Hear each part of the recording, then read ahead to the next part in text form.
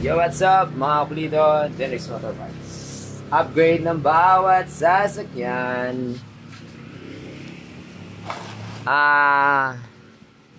Flex ko muna, may abangan kayo. Hybrid 246cc Mio i125.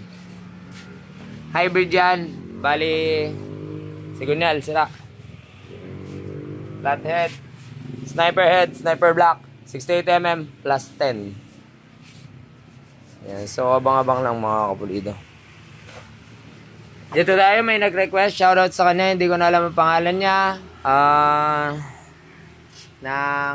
Ang tawag nito? Saan yung piyesa? Yung sa Mandaluyong. Basta nakita ko lang comments niya dun sa post ko na ito. So ito yung problema nung sa Mandaluyong kay sir. Ayan, kita niyo yan? Grabe. Open air cleaner. Yan ang mangyayari kapag open air cleaner kayo sa maalikabok na lugar. So kung bakit? Paano nangyari? Paano lumog yan? Di naman siya palit, valve guide. Standard pa ng MTRT. Oh, walang galaw. So, paano nangyari yan? Ganito po kasi yan. Mas matigas ang valvula, ang pagkabakal ng valvula, kumpara sa valve guide. Pundido ang valve guide. Habang high carbon naman to. Matigas. So, pag wala ang air cleaner, air intake, pasok, walang air cleaner, yung alikabok. Ang alikabok kasi is buhangin yan, magaspang. Tapos, kaya nga sandpaper ang gamit sa papel de liha. Yung papel de liha, panggasgas, di ba? Para yung mga grinding disc, gawa sa bato. Yan.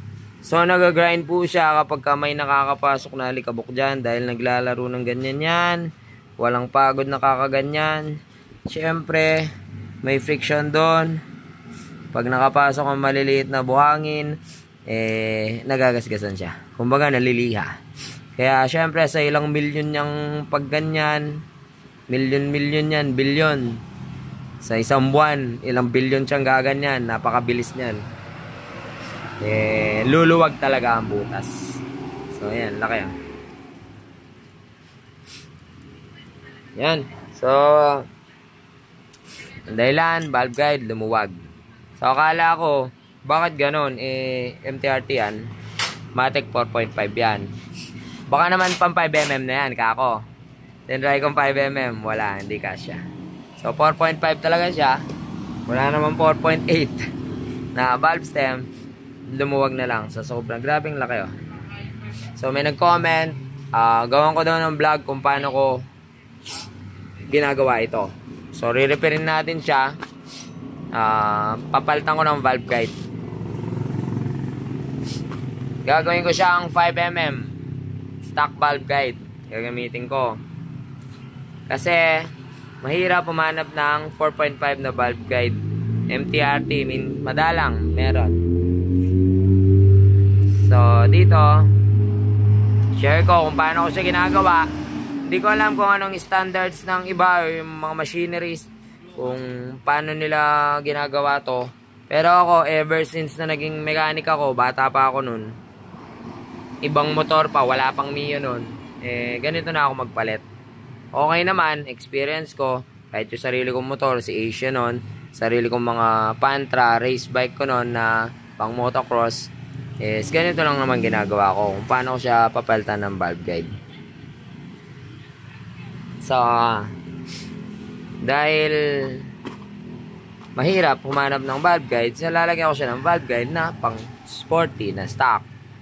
Kasi pareho lang naman sila ng outer diameter ng 4.5 sa MTRT.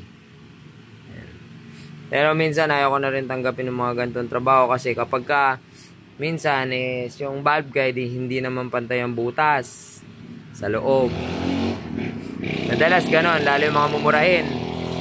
Hindi pantay yung butas. So kapag naipasok mo, yung valvula medyo nakatagilid, tagilid ng konti ang butas. Halimbawa, yan ang sentro, medyo ganun siya, nakaside.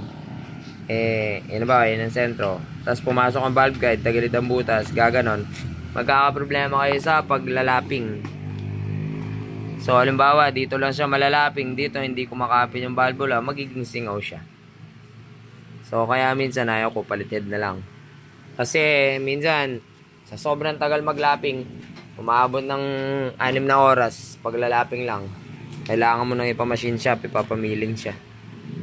Kaya minsan palited. Dahil dito no, choice na ako, gagawin ko lang. Tapos gawa ko lang ng video para kahit pa paano makatulong din naman sa akin at sa atin. So yun, ganito lang. Simple lang ako maggawa nito mga kapulido. Bali ito, pupukpukin ko lang yan palabas. Pupukpukin ko lang yan palabas. Kukuha ko ng gamit or rod na sakto sa kanya hanggang mapalabas siya sa kabila. Depende na lang sa iba kung ano yung discard nila. Nagpapainit o ano pa baga. Basta ako ito, matagal ko nang ginagawa. Experience ko na matagal okay naman. No port pala to No port, pin plug and play. So no port pa to, ibig sabihin sariwa pa. Masikip pag walang port. Hindi kasya ang aking pang basher. Ayan. Pero old version ng MTR dito. No port siya. Right. So game, pupukin na natin. Pupukin ko lang to. Lalabas yan. Paglabas dyan, lalagyan ko ng beta gray to. Beta gray yung butas. Papasok ko to gamit ang piston pin na pang sporty. Ayan, piston pin. So nung baguhan ako, first time kong gumawa ng valve guide noon sa TMX yata yun. Gumamit ako ng 10mm yata na T-wrench. Ay, hindi mas malaki, ibig ko sabihin dito siya pumatong. Kasi alanganin dito So dito pumatong. Yan. Ang nangyari lang naman natanggal to, nasira lang yung valve guide. Science. So, wrong pala doon. Kailangan pala kukuha ka ng eksakto para ang tama dito sa taas naka-level nito. Kasi yun ang pinakamatibay na part Yan. Meron pa mas maliit dito sana. Hanap ako yung pang M3. Pang sport ito Tapos pupukpukin ko lang siya, papasok, pabalik. Alalay na pukpok hanggang pumasok siya doon. So let's go, hugutin ko muna, pa-video na lang ako kay Mrs. Uwian na Alright. Ito ko na, sasama pa ako mamaya madaling araw. Dos na. So hugutin ko muna tong intake yung malala Yan, paa method. Yan. Pwede rin T-wrench sa unang bira. Sa unang bira, T-wrench. Tapos kailangan mo na pag bumaon na, kailangan mo na yung mas malaki ay maliit. Oh man! Ha? Nag-reach siya? Di pa sobra ya? Pimilungan mo pa ba? Oo, pimilungan na. Pimilungan na. Linog, basta linog mo? May taglit sila.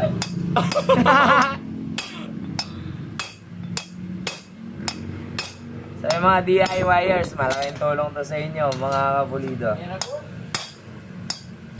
May tako yan mon. Tigas talaga ng MTRT Spatan tayo. Wow.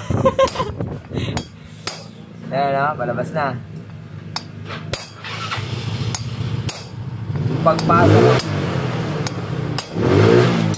Pagpasok ka dito, importante na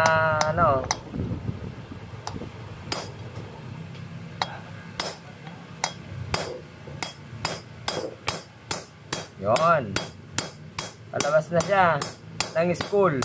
Kailangan diretso para hindi masira yung walling. Ngayon lang yata ako naglabas ng video sa paggagawa ng valve guide. Yan So kung susukatin mo kasi itong MTRT tsaka yung stock 10mm sakto yan. Pareho sila ng stock. Boom, panis. May nalaman na naman tong ano, watcher ko, ang videographer ko. Nakakatipid ka naman sa Mio mo niyan. Namay-mayat. Kamay-mayan. O baka may comment dyan. Bakit? Nasabi mo, lalagyan mo ng beta gray. Boy, beta gray ka talaga. Yan yung pit stop natin. Nawala naman na yung pit stop. Ito. Sabihin mo sa akin, boy, beta gray ka talaga.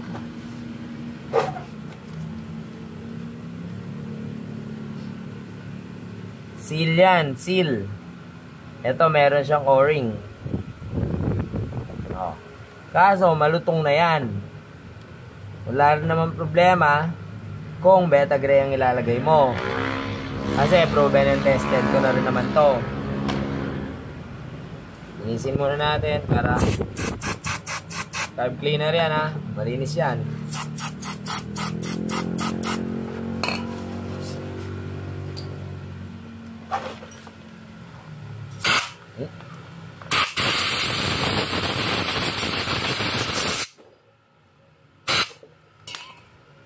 Diba? Para malinis na malinis. Alright. Update! Yan talaga. Syukul. Trabaho. So, punasan ko muna rin eh. Tapos, yon dahil inanginan na natin, tuyo na yon. Lalagyan natin ng beta gray yan. Ay, pit stop gamit ko.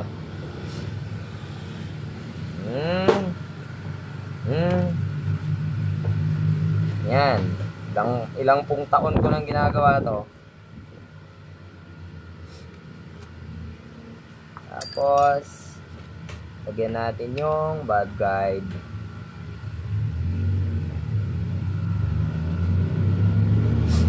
Bukod sa nasin na siya, kumapit pa siya. Pasok, yan. Bahala yung iba kung susundan or may pang-machine sila, eh di mas okay. Ito pala yung gamit natin bago, MTRT rin. Yan, bali ito, sakto to. Oh. Pang stock valve guide. Oh. Ayos! So, ipasok na natin. Wala akong makita ang pin ng... Yung pin ng M3, hindi rin siya kasya. Pero aux na to kasi matagal ko na yung gamit to. Ayan. Ginagamit ko rin to sa pampress. Kasi nagdugtong-dugtong na pin. Kasi kung isa lang yung pin, yung hirap niyang pukpukin. So, dito kailangan sipat magaling ka dito. Gifted dapat yung mata mo. Kailangan, sentrong-sentro siya. Bagay, kung hindi mo kabisado, eh, pwede mo rin gawing good guide yung iyong valvula. Kung dahil guide mo yung valvula mo, yung luma lang gamitin mo, makikita mo yung sentro. Ayan o. So, ayan, nakataas. Ayan o, sentro. Di ba? Basic. So, dahil na mababaw pa lang naman, eh, banatan na natin. At least makapasok man lang siya sa gitna. Diretso nang papasok ang iyong valve guide. Ugot, brand nyo to.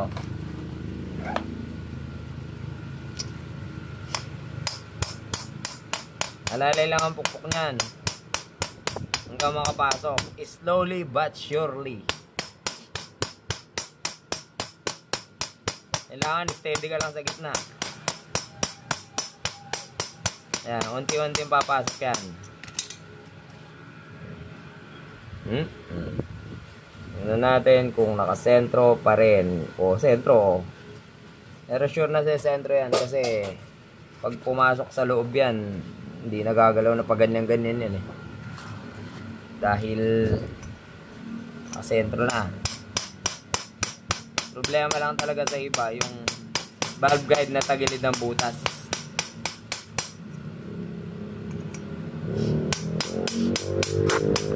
Fast forward na natin to mga kapulido para hindi tayo matagalan.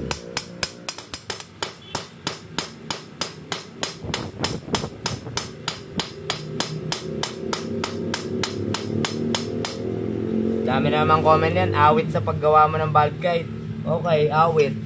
At least nakatulong naman sa hindi nakakaalam. Kung ako, direct ko sa machine shop, sasabihin yan. O didalin nyo, kami hindi.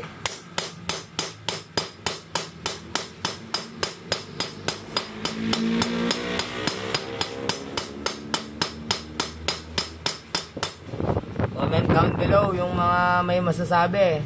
Masama man o mabuti. Comment nyo lang para may idea tayo. Ayun. Ramdam mo na solid na siya. Ibig sabihin, lapat na siya. Sagad na siya. Ang ganyan, no? Okay. Oh. Ayos. Parang di nagalaw. Lagyan natin ang valve. Intake. Uy! Oh. Sentrong-sentro pag branded yung valve guide. Sikip pa. Kasi dahil masikip yung MTRT, na-compress siya. Pero madali na lang yan.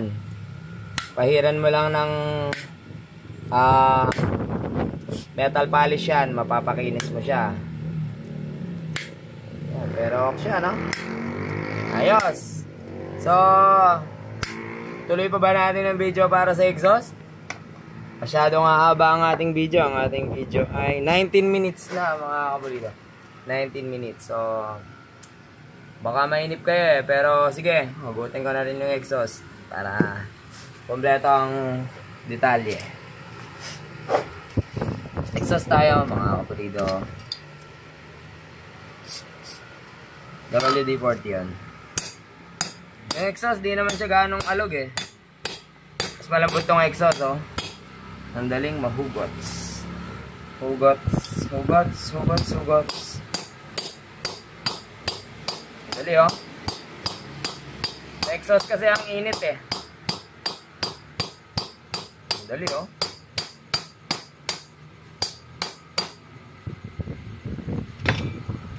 Tapos, ito na. Alright, basic. Dali. Pag-exhaust. So, linis ulit. Na? Kaya na, Mon. 80. Okay, ito, Mon. 150 ang bentahan. 80 na lang sa'yo, Mon. Ang saya, di ba? Ay, siya ka Mon. Mata ko exhaust. Sakit. Buhay mekaniko. Talsika ng mata. Hindi. Lalo na yung gas, boss, ha? Susubukan ko na. Nag-trail ako, umangat yung kuhan, yung harap. Abde. Umangat yung harap, tapos yung DBT cleaner. yung tangke ko may butas. Aroy, sakto sa mata. Yeah. Bebe may bayad siya, no? Momon Works. Nag-DIY na siya. Nakikita ba sa video?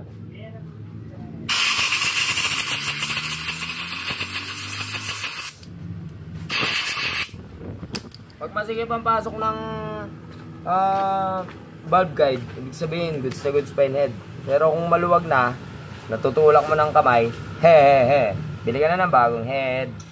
Pero kami, halimbawa sa akin yung head, halimbawa ako owner ng head, eh syempre magtitipid pa rin ako. May paraan pa rin ako doon. Dati, nung tipid-tipid talaga ako, si Asia nun, yung head, palit valve guide. May ginagawa pa akong paraan kahit maluwag na talaga yung valve guide. Pero sa customer, di ko naubusin yung oras ko doon kasi masyado akong maraming kailangan gawin. Palited na lang. Right. Sige, next tayo dito sa exhaust. Kanyang exhaust ay lagyan na natin ng pit stop. Ayan.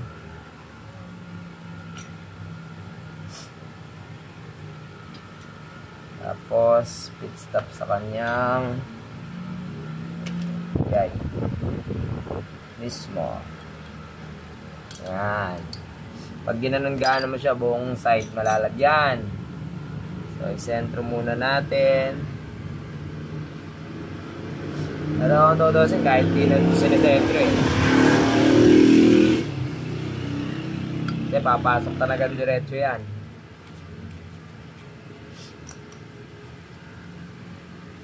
Bok. Ang entrada lang.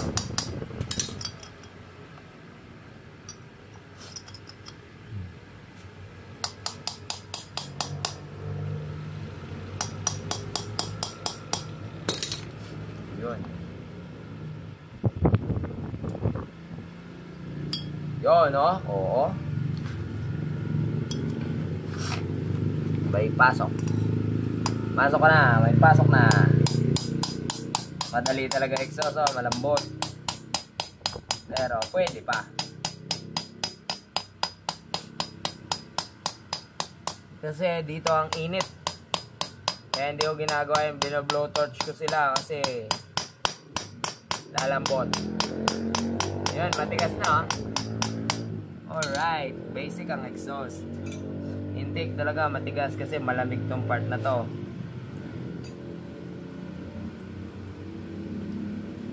Hop, oy, sentrong-sentro. Siwang ba? Ay, walang siwang. So dito pa lang, masilip mo na dito sa butas kung may siwang eh. So wala naman. So hindi tayo mahirapan mag-asinta or valve lapping. Dito, wala rin. Wala akong makita silaw. So, madali natin siyang ilalaping mga kapulido. So, mas better talaga pag nag-valve guide kayo, branded. Bawa, minsan, nag-TTGR kayo. Ay, nako. TTGR, Yakimoto. Yakimoto. Parang pantay, pero ang, ba't kasya na to? Nan yung intake ko, kasya 5mm sa tok-tok. Baga, kubit pala yung butas. Instead na diretso, nakaganyan pala yung butas. May problema kayo. Okay na.